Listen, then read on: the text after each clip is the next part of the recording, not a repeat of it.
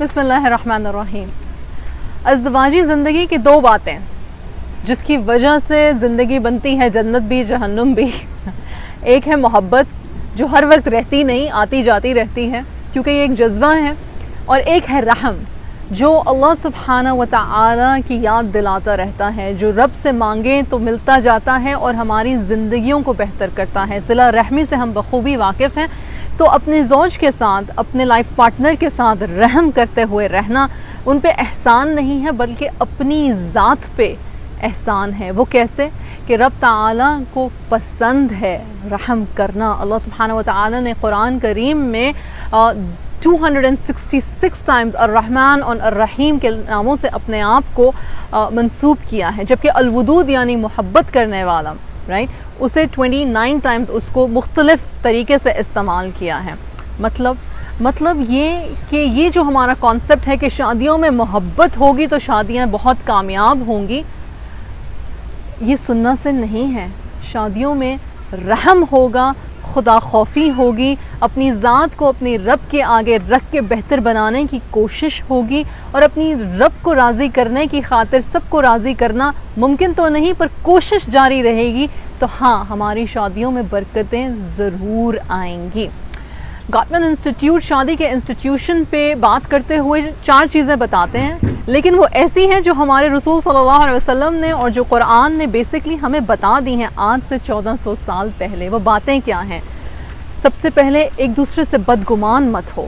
بدگمانی جیسے ہی جر پکڑنے لگے، آپ کے دلوں میں وسواس بٹھانے لگے آپ کے دلوں میں شیطان، اسی وقت اپنے زوج کی، اپنے لائف پارٹنر کی کوئی اچھی بات یاد کر لو، اس سے حسن ظن رکھو، اس کی تعریف کرو. کیا خوبصورت بات ہے کہ رسول صلی اللہ علیہ وسلم ازواج المطہرات سے محبت سے، اٹینشن سے، افیکشن سے بات کرتے تھے، اور اسی طرح سے ازواج المطہرات جو تھیں، ہماری امہات المؤمنین جو تھیں، وہ رسول اللہ صلی اللہ علیہ وسلم سے نہایت ادب سے، احترام سے، اٹینشن سے بات کرتی تھیں. تو بات کیا ہوئی؟ بات یہ ہوئی کہ رحم محبت پہ فوقیت حاصل کرتا ہے. دوسری چیز، ایک دوسرے کو تانے بازی مت کی جائے. یہ گاٹمن انسٹیٹیوٹ کہتا ہے، یعنی کہ طنز کرنا، کسی کی کمی کو، خامی کو بار بار اس کو دہرانا، اس کو یاد دلانا، اس کو قصوروار ٹھہراتے رہنا، اس سے انسان جو ہے وہ دل شکستہ ہو جاتا ہے، بدگمان ہو جاتا ہے. یہ بدگمانی کو فوقیت دینے والی کوئی بات ہو گئی، بلکہ اس طرح سے بات کی جائے کہ میں یہ سمجھتی تھی، یا میرے ذہن میں اس طرح کی بات تھی، یا میں نے اس طرح کا اندازہ لگایا. جب آپ میں کر کے بات شروع کرتے ہیں بجائے تمہاری غلطی سے بات شروع کرنے کے، تو انسان کو یوں محسوس نہیں ہوتا سننے والے کو کہ جیسے اس پہ کوئی پرسنل اٹیک ہو رہا ہے. تیسری چیز ہے ڈیفینسونیس، یعنی کہ کوئی غلطی ہوئی ہے یا نہیں ہوئی ہے، یا بچوں کی تربیت میں کوئی کمی بیشی ہو گئی ہے، یا کوئی ایسا مسئلہ ہوا جس میں کہ ہم یہ کہیں تمہیں یہ پتہ ہونا چاہیے تھا، تمہیں کیوں نہیں پتہ تھا. ایسے میں کہنا کہ میری غلطی نہیں، میرا قصور نہیں، پرابلم کو سالو نہیں کرے گا. آپ کے پارٹنر کو اس وقت ضرورت ہے کہ اسے سمجھا جائے، یا اس کو کم سے کم یہ تسکین دی جائے کہ میں تمہاری بات سن رہی ہوں، میں تمہاری بات سمجھ رہا ہوں، کچھ مجھ سے کوتاہی اگر ہوئی ہے تو معذرت، میں اس کا دھیان آئندہ رکھوں گی یا رکھوں گا.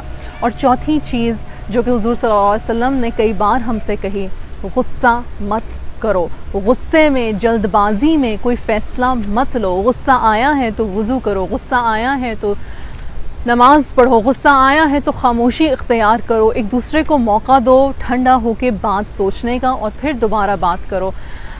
دیکھیں، یہ 4 چیزیں سنت سے ہیں، قرآن سے ہیں. میں نے پہلے بات رکھی کہ رحم دلی کے بغیر یہ رشتہ نہیں چل سکتا. میں ایکسٹریم میرجز کی بات نہیں کر رہی، میں ظلم اور جبر کی بات نہیں کر رہی، پر میں یہ ضرور دعا مانگتی ہوں کہ یا رب ہمیں رحم کرنے کی توفیق عطا فرما.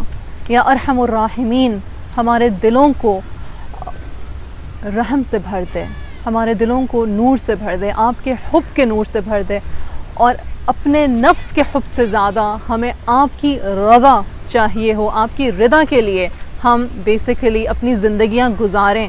تو ہاں، ایسے میں شادیاں ضرور کامیاب ہوں گی، گھروں میں برکتیں ہوں گی انشاءاللہ. اور بہت سارے ہمارے چھوٹے چھوٹے مسئلے جو ہماری انا کے ہیں، جو ہماری بدگمانیوں کے ہیں، وہ بھی شاید حل ہونا شروع ہو جائیں گے. انسان ہیں، خطا کے پتلے ہیں، انا سے اندھے ہو جاتے ہیں، پر جب یاد آ جائے کہ گھر ہمارا ابدی جو ہے وہ قبر ہے اور پھر لوٹ کے رب کے پاس جانا ہے. تو ایسے میں محبت سے زیادہ رحم ہماری ازدواجی زندگی کو خوبصورت بناتا ہے.